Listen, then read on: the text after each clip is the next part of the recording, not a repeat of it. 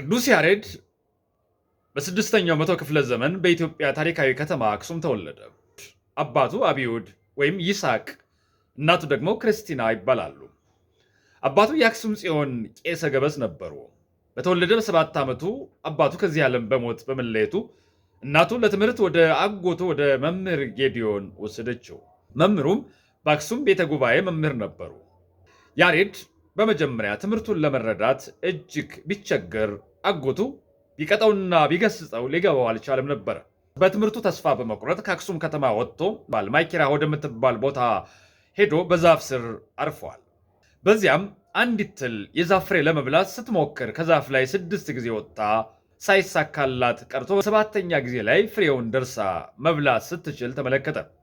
ይህንን የተመለከተው ቅዱስ ያሬድ በትሏ ትዕግስትና ተስፋ ለመቁረጥ ተገርሞ ራሱን ገሰጸ። ይህች ትል ፍሬ ለመብላት እንዲህ ከታገሰች እኔ ትምህርቴን ለመማር ብታገስ እግዚአብሔር ይገልጽልኛል ብሎ ወሰነ። ያውኑ ወደ መምህሩ ተመልሶ ይቅርታ ጠይቆ ትምህርቱን በትጋት ቀጠለ። ከዚያ በኋላ በእግዚአብሔር ፈቃድ የእውቀት ጽዋ ተገለጸለት። በአጭር ጊዜ ውስጥ የብሉይና የሐዲስ መጽሐፍትን ትርጓሜ ጠንቅቆ አወቀ። በመምህሩም ቦታ ተተካ። ቅዱስ ያሬድ የኢትዮጵያ ኦርቶዶክስ ተዋሕዶ ቤተክርስቲያን የሥርዓተ አምልኮ መሠረት የሆኑ ታላላቅ የዜማ መጽሐፍትን ደርሷል። ድጓ ዓመቱን ሙሉ የሚዘመር ትልቅ የዜማ መጽሐፍት ነው። ጾመ ድጓ በአብይ ጾም ወቅት የሚዜም ዜማ ነው። ዝማሬ በቅዳሴ ጊዜ የሚቀርብ የጸሎተ ቅዳሴውን ዓላማ የሚከተል የአገልግሎት መጽሐፍት ነው።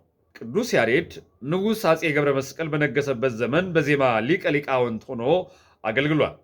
በአንድ ወቅት ቅዱስ ያሬድ በታላቅ ተመስጦ በግዕዝና በዝዕል በአራራይ ዜማ ዝማሜ እየደረሰ ሳለ ንጉሡ በዜማው ተመስጠውና ልቦናቸው በሰማያዊ ሐሳብ ተሰውሮባቸው በእጃቸው የያዙትን የብረት ዘንግ ሳያውቁት የቅዱስ ያሬድ እግር ላይ ቸከሉት።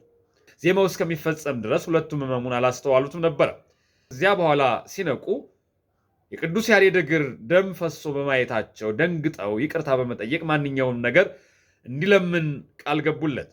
ቅዱስ ያሬድም የጠየቀው ነገር ቢኖር እስካሁን እግዚአብሔር በፈቀደልኝ በዚች ከተማ አገልግያለሁ፣ እንግዲህ የቀረኝ ጊዜ በጸሎትና በትሑትና እንድኖር ከከተማዋ ራቅ ወዳለ ቦታ እንድሄድ ፍቀዱልኝ የሚል ነበረ። ንጉሡም በታላቅ ሐዘን አሰናበቱት። ቅዱስ ያሬድ የንጉሡን ፍቃድ ከተቀበለ በኋላ ወደ ሰሜን ኢትዮጵያ ደብረ ሐዊ ወደሚባል ገዳም ሄዶም ታላቅ ተመስጦ ጸሎትና ተጋድሎ ኖረ። በመጨረሻ በዛው ገዳም ውስጥ ተሰወረ።